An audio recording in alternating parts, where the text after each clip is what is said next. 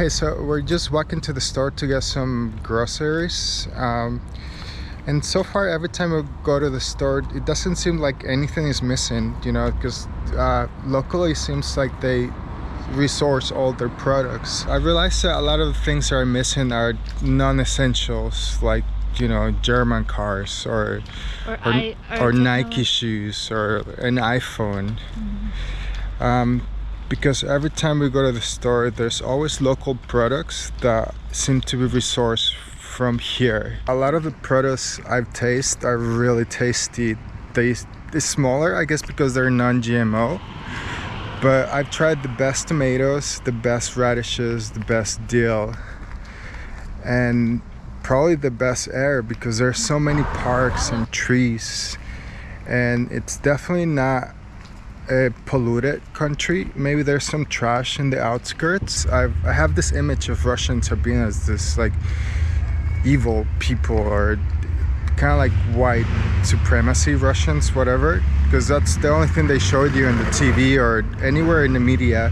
You only see a white Russian. But once you're here, you realize that it's a multicultural country as well. You have at least half of the country is kind of like Asian. You know, there's a lot of natives from Siberia and what else? There's a lot of like Uzbekistan, Tajikistan, like all the southern, Kazakhstan, like all those southern nations who they also come here in Georgia. So there's a lot of other nationalities that also make their home here, and kind of just like in the US, like we have in Los Angeles, we also have like a lot of a big like Korean, Chinese, Latino population. I mean, so another thing that I kind of picked up on, I don't know if it's this year, I see a lot also forever in media, in movies, the Russians are portrayed as being very, usually like very butch, you know, masculine, kind of dark, like men in dark clothes, like security guards, police guards, soldiers, and you know, like even the women are like spies and just kind of like really like crazy. This really kind of intensity to them. But I've been very surprised to kind of just observe this year that I'm looking around and everyone's just wearing like white and tan, and I mean, I know it's just clothes, but there's actually most people, I feel like that's like most people out here are just the opposite, just very light, very you know, smiley and family based.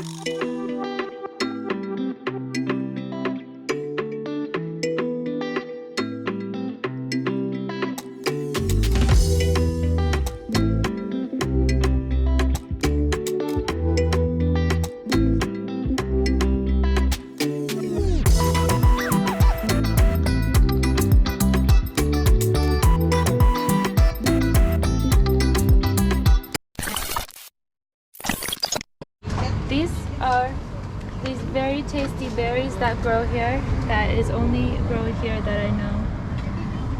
So these are local berries? They grow on bushes, and this is also, I see this in America, they have the смородина, there's black and there's red.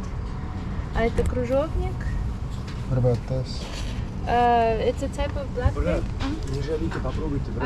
They want you to try. Okay. Try one. The best? Вкусно?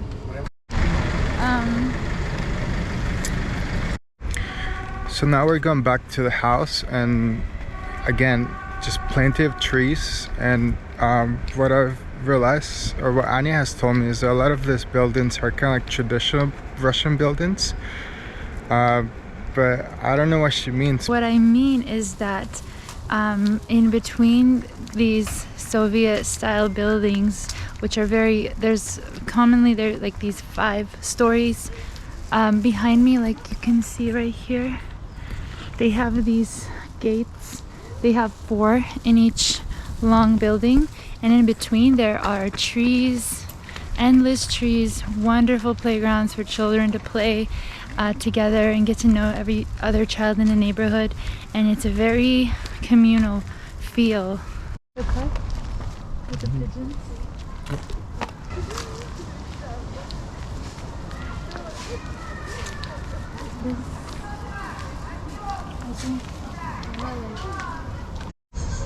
So this is an example of one of the gates, and these kind of long Soviet buildings have 4 gates, and there's 5 floors, and on the middle of it, that's kind of where you have the stairs.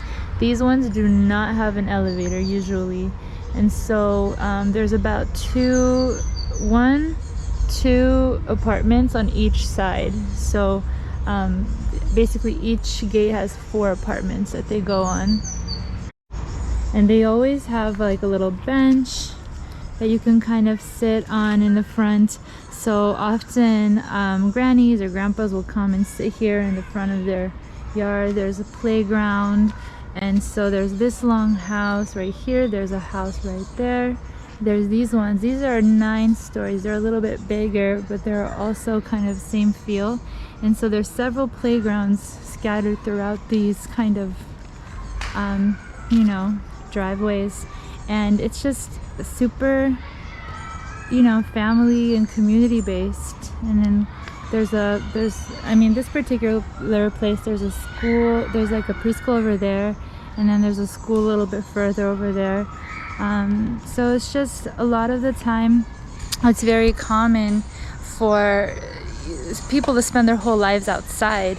So when kids are young, they'll go play on the playground, and they will, you know, you see them kind of hanging out right there, which I could zoom in, but I can't.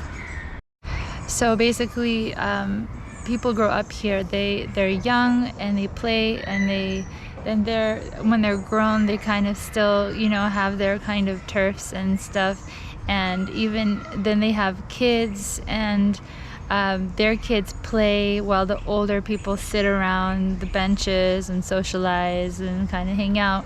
And then it's just generations after generations, and then they turn into grandmas and grandpas, and then they sit on the benches, and then their kids play. So it's just like this whole kind of cycle of life here that is very traditional and established, and also family oriented and very communal. So everybody really kind of knows one another in these like smaller neighborhoods. Obviously, when you're in the middle of the city, it's a little harder to establish the same communal vibes, because it's a little bit more industrial. There's a little bit more people, but yeah, at the same time, still, like even there, I know that there's a lot of people who know their neighbors, and they're very interactive and social, and, you know, kind of know what's going on with one another. So the other day when we went to the Kremlin, the Red Square, I was mesmerized by how many apple trees there was inside. And as you walk around some parts of town, you also see more apple trees. I guess similar in Mexico, you see guava trees or mango trees, but here, since the weather is colder, you have a lot of apple trees, just for everyone.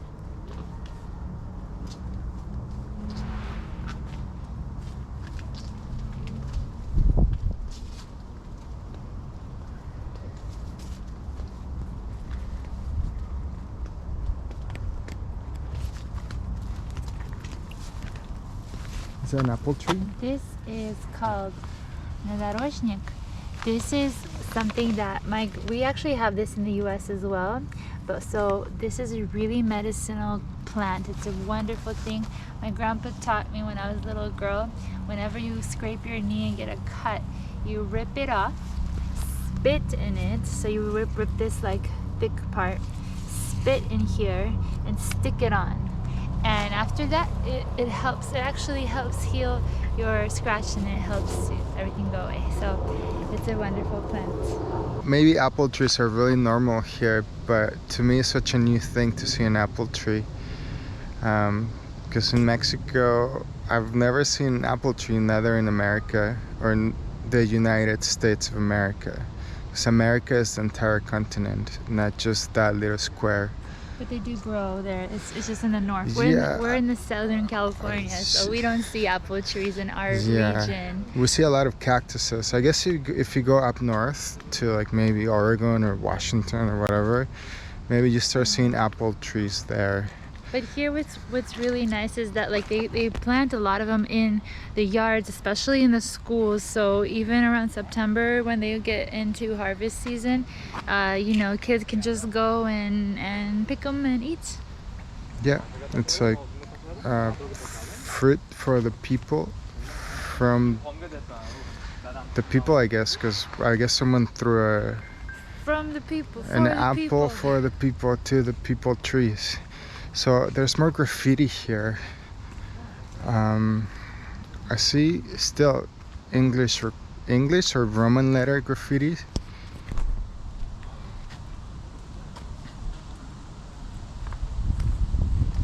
I'm still trying to find like the Russian letter graffitis. Maybe this is one.